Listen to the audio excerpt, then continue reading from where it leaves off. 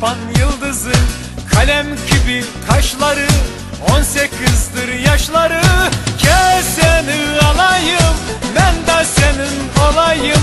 Baban razı olmasa bir çaresini tapayım. Gel seni alayım, ben de senin olayım.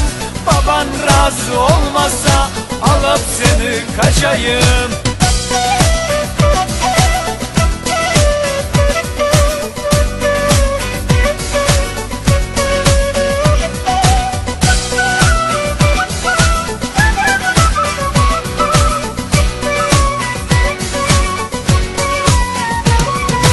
Bahçede kırım kızı, yanakları kırmızı.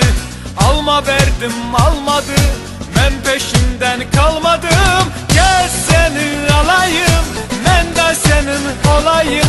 Baban razı olmasa bir çaresini tapayım. Gel seni alayım, ben de senin olayım.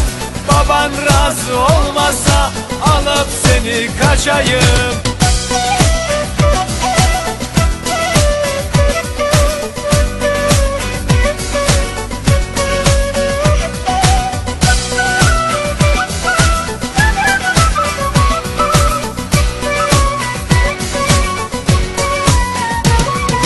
Bahçede kul meleşe, kaşları koşe koşe.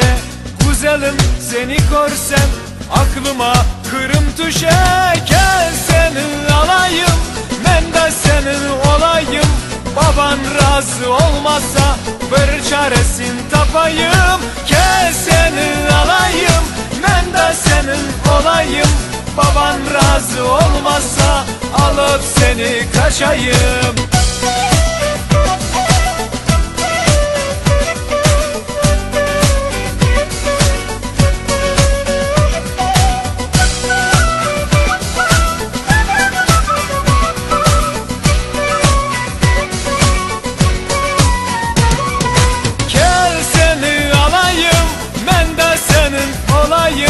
Baban razı olmasa bir çaresini tapayım.